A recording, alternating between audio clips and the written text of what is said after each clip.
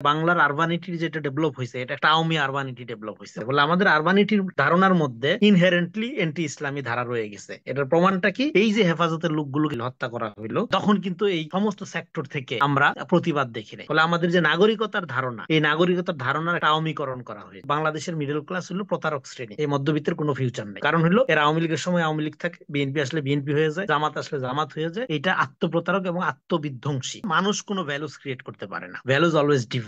বাংলাদেশের মানুষ প্রগতিশীল হওয়ার জন্য, মুক্তিযুদ্ধের আওয়ামী চেতনার গোলাম হওয়ার জন্য তার ধর্ম ইমানকে সে বিসর্জন দিতে রাজি না। তারা নবীকে অপমান করা, আল্লাহর বিরুদ্ধে এরকম কটূক্তি করা, নবী রাসূলকে এইভাবে অকথ্যভাবে গালাগালি করা, এগুলো এন্টারটেইন করতে রাজি না। তারা তাদের ইমান বিসর্জন দিতে রাজি না প্রগতিশীলতার বিনিময়ে বা আধুনিক হওয়ার বিনিময়ে। তো এখানে আমাদের এখানে কি রকম ভ্যালুস আমরা তৈরি করবো বা কোত্থেকে আসবে, এটা আনডাউটেডলি ইসলামের ভিতর থেকে আসবে।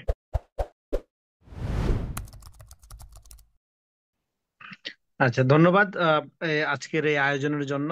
এবং যে যেখান থেকে আমাদের শুনছেন সবাইকে আমার সালাম এবং শুভেচ্ছা।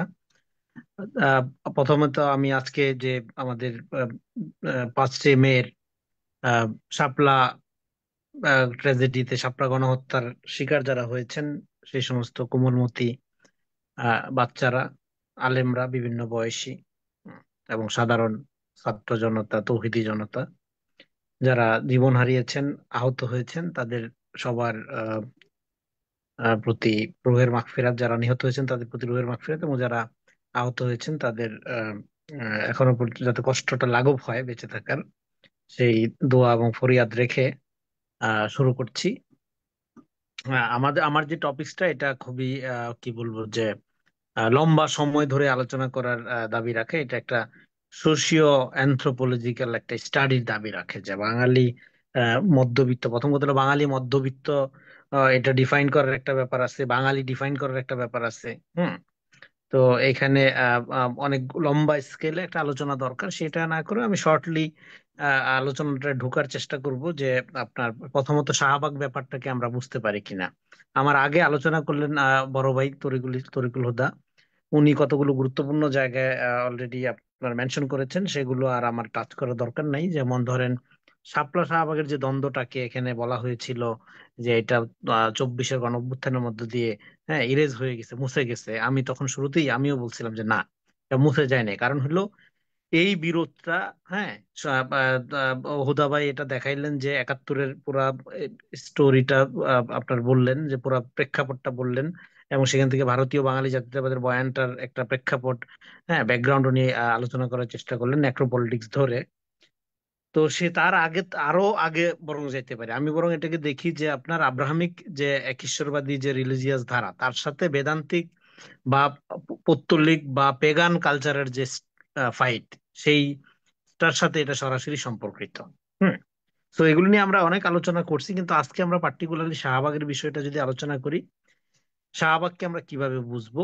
শাহবাগকে আমি বলি যে একটা ইতিহাসের কোষ্ঠী পাথর। এই পাথরে ঘষা দিয়ে আপনি বাংলাদেশের মানুষের কার কি রাজনৈতিক ইমান সেটা পরীক্ষা করতে পারবেন। হুম। তার মানে শাহবাগটা কিভাবে হাজির হইলো 2013 সালে, এটার একটা প্রেক্ষাপট আছে। একটা দেশে ফ্যাসিবাদ ধরেন হুট করে কিন্তু কায়েম হয় না। সেই ফ্যাসিবাদ কায়েমের জন্য তার বিভিন্ন ধরনের লজিক, বয়ান, এগুলো লাগে। তো আমাদের এখানে ইতিহাসের এমন একটা বয়ান, ধরেন 71-এর মানে জনযুদ্ধ যেটা, এটাকে আওয়ামী লীগ এমন ভাবে ন্যারেট করছিল যে এটা একটা আওয়ামী মুক্তিযুদ্ধ হয়ে গেছিল। এবং এই মুক্তিযুদ্ধের বয়ানটার মধ্যে তারা কি করলো, অসাম্প্রদায়িকতা, প্রগতিশীলতা, এবং এই যে আমাদের নন পলিটিক্যাল বামপন্থী যারা, হ্যাঁ, যারা জনগণকে বেসিক্যালি, হ্যাঁ, প্রগতিশীলতা, অসাম্প্রদায়িকতা, এগুলোর মধ্য দিয়ে এগুলোর মধ্যে আমাদের কৃষক, সাধারণ যে আমাদের বাঙালি মুসলমান কৃষক জনগোষ্ঠী, তার ভ্যালুজ এর মূল্যবোধের বিপরীতেই রাজনীতি করে।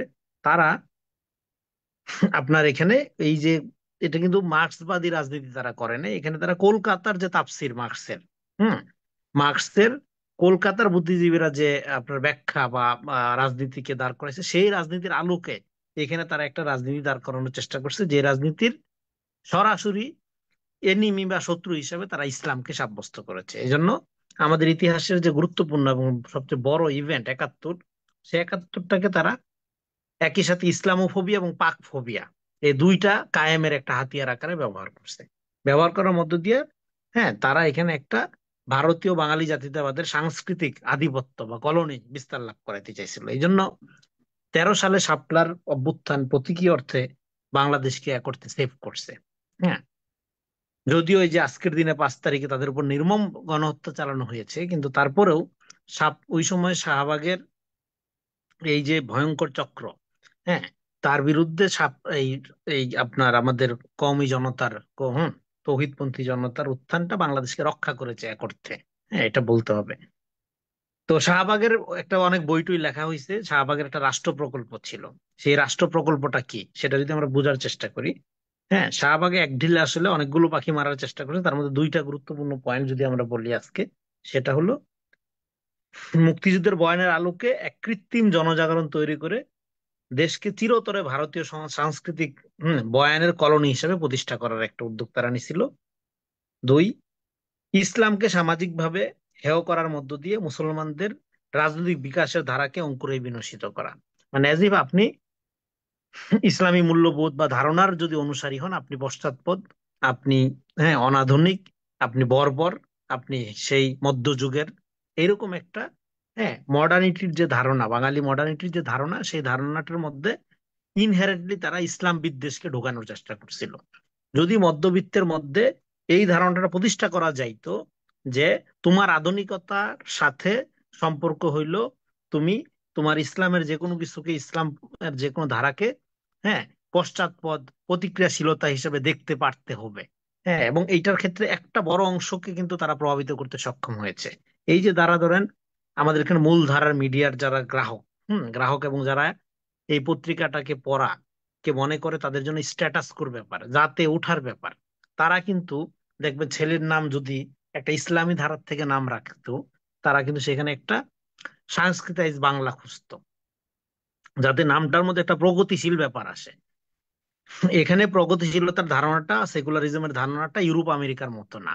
এখানে প্রগতিশীলতাটা ইনহেরেন্টলি এসেনশিয়ালি হিন্দুত্ববাদী ধারণা। ধরেন তার নাম যদি হয়তো ধরেন যে আপনার কলিমুদ্দিন, সে এই নাম সে আপনার স্বাচ্ছন্দ্য ফিল করতো না, তাকে সে ধরেন নাম ঈশান জয়দ্র, হ্যাঁ, বা রুদ্র রফিক। হ্যাঁ, এই যে একটা নামের আগে তার একটা সাংস্কৃতিক শব্দ বা সংস্কৃতি শব্দ লাগানোর মধ্যে একটা এই যে প্রগতি প্রগতি ব্যাপার, হ্যাঁ, বেসিক্যালি এটা একটা হিন্দু আনি আপনার এই যে কালচারাইজেশন আমি আপনি বলতেছি। এবং এখানে যে দেশ পত্রিকার বয়ান, আনন্দ বাজারের বয়ান, আনন্দ বাজারের মতো করে বাংলা বলতে হবে, প্রমিত বাংলা বলতে হবে, এবং একটা আবৃত্তির ইন্ডাস্ট্রি গড়ে তোলা।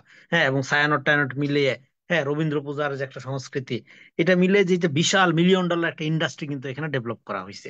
এবং এই টোটাল ইন্ডাস্ট্রির মধ্যে আপনি যদি দেখেন সেখানে, এবং ওয়ার অ্যান্ড টেরর প্রজেক্টটা চালু থাকার কারণে মুসলমানদেরকে বেশ ভালো মতোই ডোমিনেট করা গেছে।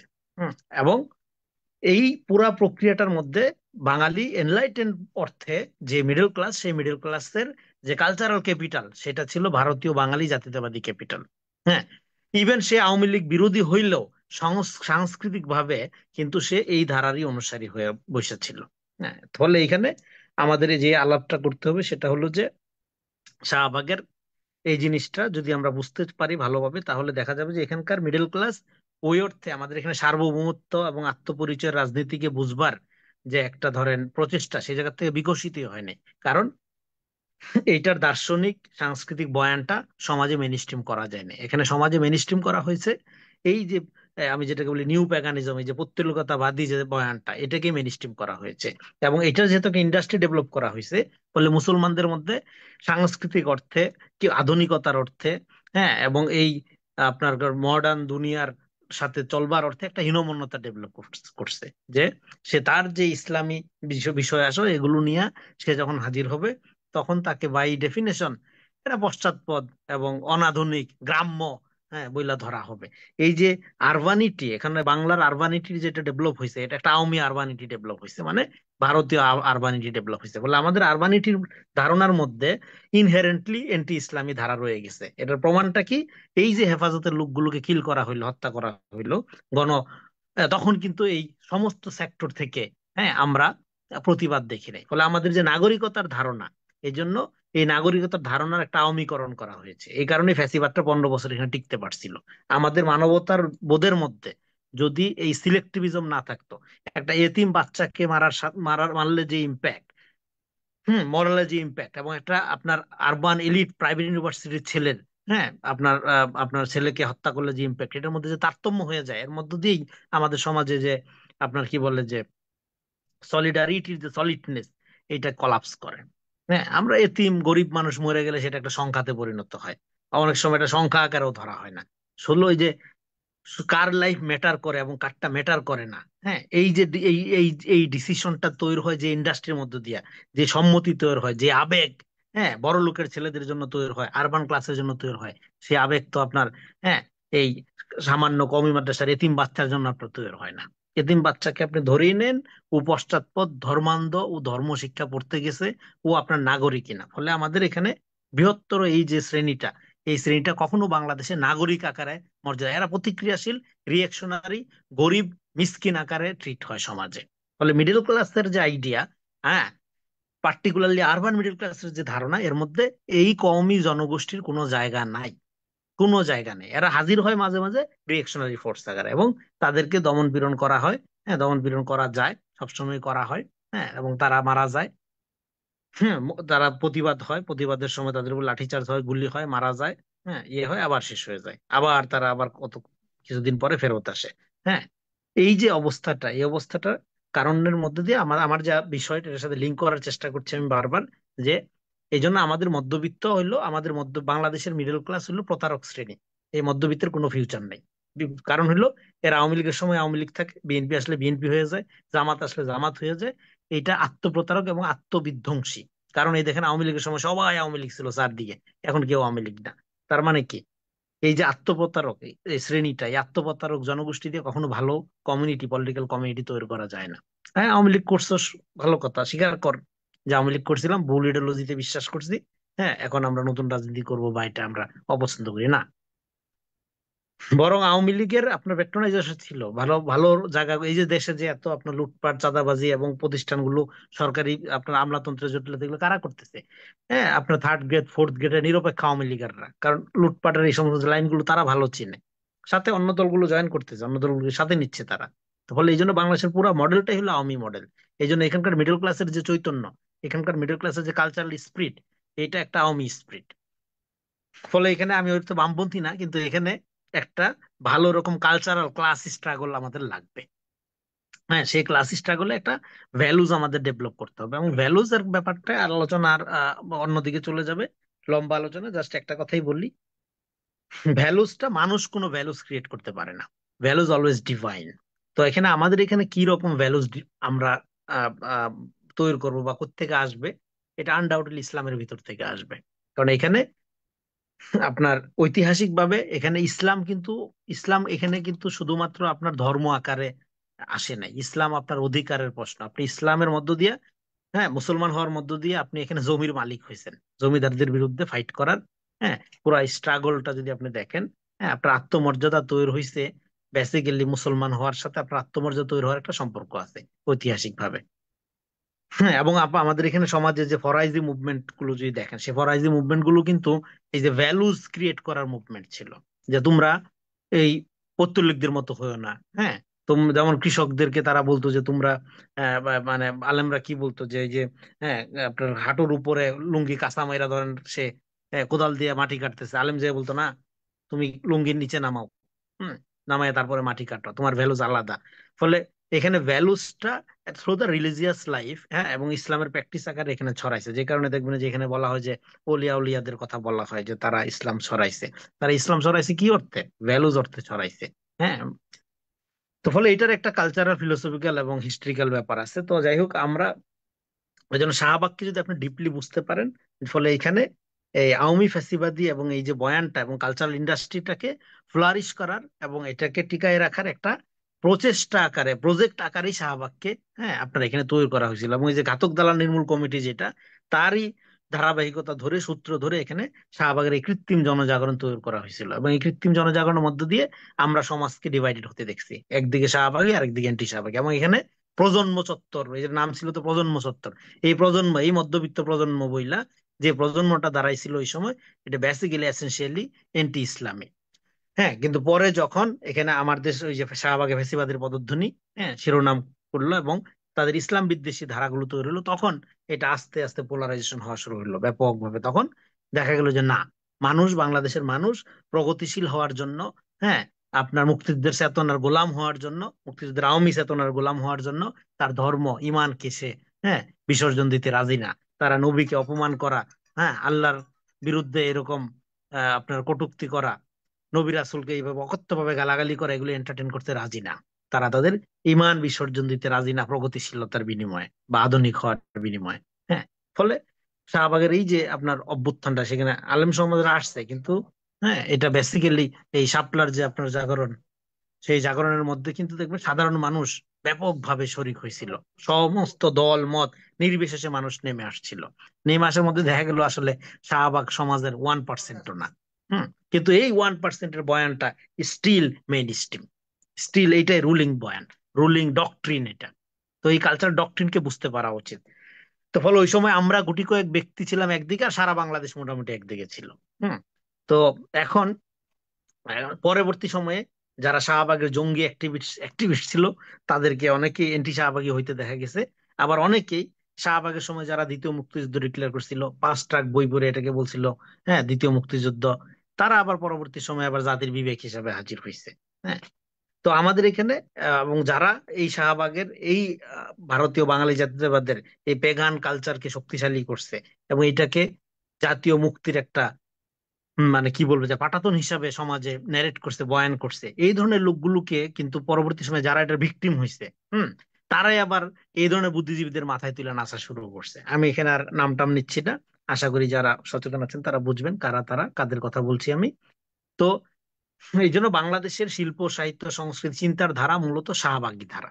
তো শাহবাগকে আমি আমাদের এখানে শত্রু মিত্র আপনার যদি চিনতে না পারেন, এই জন্য শাহবাগকে যে আমি ইতিহাসের কোষ্ঠী পাথর বলি, এটাতে ঘষা দিলেই আপনি বুঝতে পারবেন যে কার পলিটিক্যাল ইমান কতখানি কিরকম আছে।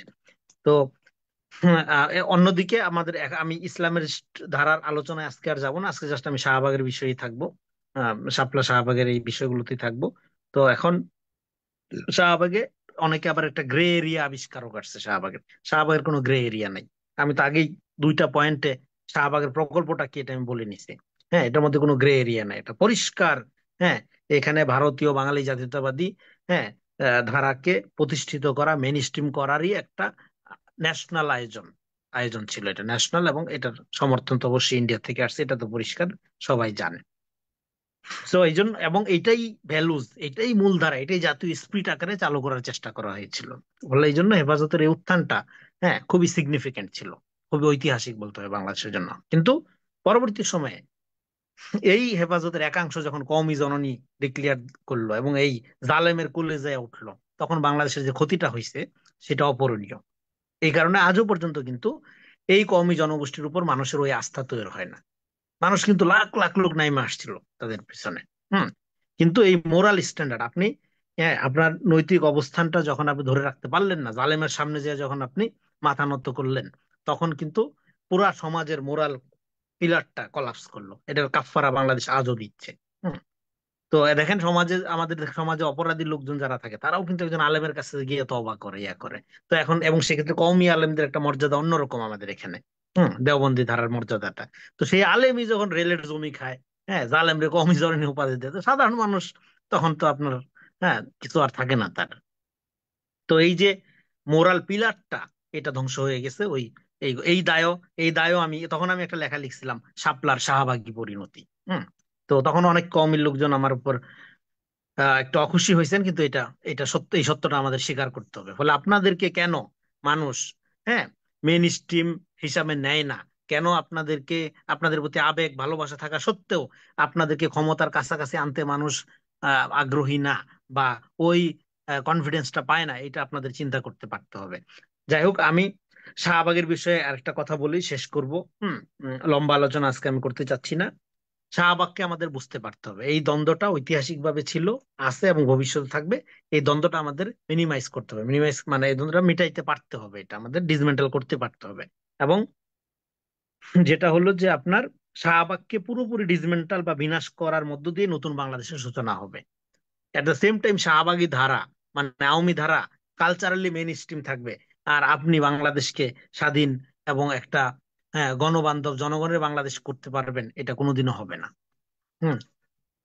বাংলাদেশের বিকাশের স্বার্থেই এই ধারাকে এই ধারাকে সাংস্কৃতিক ভাবে বুদ্ধিভিত্তিক ভাবে পরাজিত করতে পারতে হবে, কাউন্টার কালচার আমাদের নির্মাণ করতে পারতে হবে। ফলে এই অভ্যুত্থানের শক্তির সবচেয়ে বড় চ্যালেঞ্জ হলো একটা কাউন্টার কালচার আমাদের নির্মাণ করতে পারা, সেটা আমাদের পারতে হবে। তো শাহবাগের গ্রে গ্রে এরিয়া নিয়ে একটা আলাপ ছোট করে বলছিলাম, ওইটা একটু বলি। শাহবাগ ধরেন, শাহবাগের 3-4টা ক্যারেক্টারিস্টিক্স আছে, সেটা আমি আজকে বলে শেষ করব। আপনারা কিভাবে বুঝবেন এই কোষ্টি পাথর দিয়ে কারে কিমনে যাচাই করবেন, সেটা আমি একটু বলি। 3টা পয়েন্ট বলি। একটা হলো, 1 নাম্বার, অনেক লোক আছে পলিটিক্যালি অ্যান্টি শাহবাগী কিন্তু কালচারালি শাহবাগী।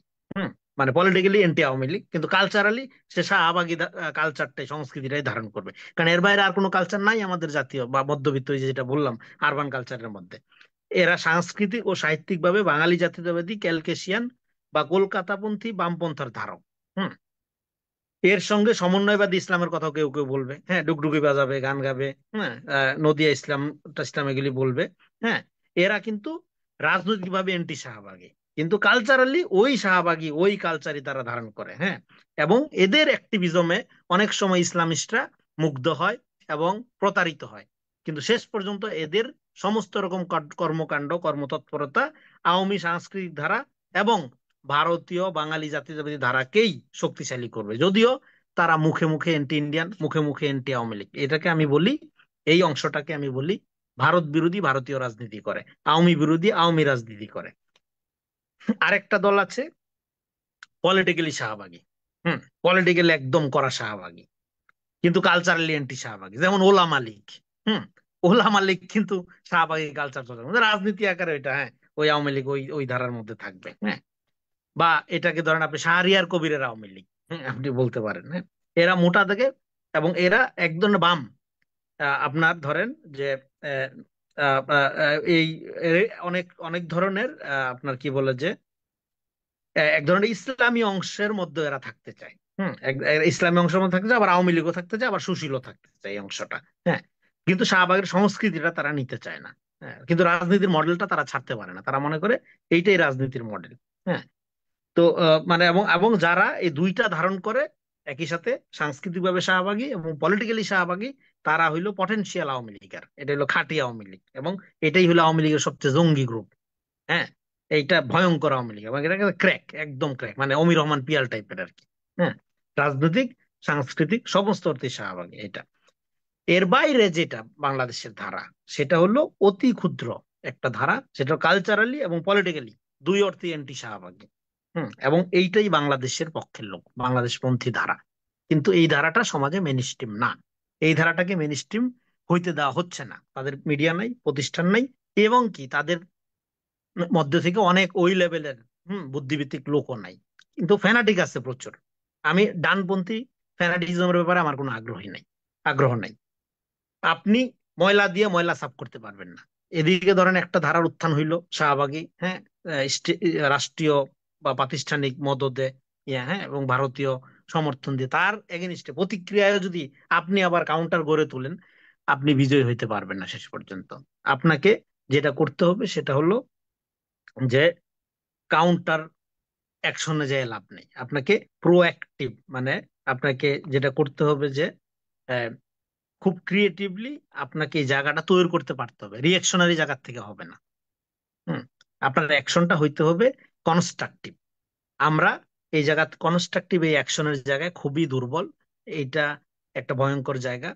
এটা একটা খুবই ভয়ের জায়গা, এবং এটা খুবই দুঃখজনক। অভ্যুত্থানের পরে এই জেনজি জেনারেশনের একটা বড় দায়িত্ব হলো, কাজ হলো এই ধারাটাকে শক্তিশালী করা, এবং চিন্তা চেতনা অর্থে এই যে শাহবাগী মডেলের মধ্যে আমরা আটকে আছি, এইটার থেকে দার্শনিক ভাবে যদি আপনি নেশনকে মুক্ত করতে না পারেন, তাহলে বাংলাদেশে একটা আত্মমর্যাদা সম্পন্ন নতুন যে আমরা যে রাজনীতি রাষ্ট্র দেখতে চাই, নাগরিক ভিত্তিক একটা রাষ্ট্র যেখানে সমস্ত ফেথ ফ্রিডম প্রোটেক্ট থাকবে, হ্যাঁ, সেইটা আমরা এনশিওর করতে পারবো না। তো আমি আর আলোচনা লম্বা করছি না। সবাইকে সালাম এবং ধন্যবাদ জানিয়ে আমি আমার আলোচনা এখানেই শেষ করছি।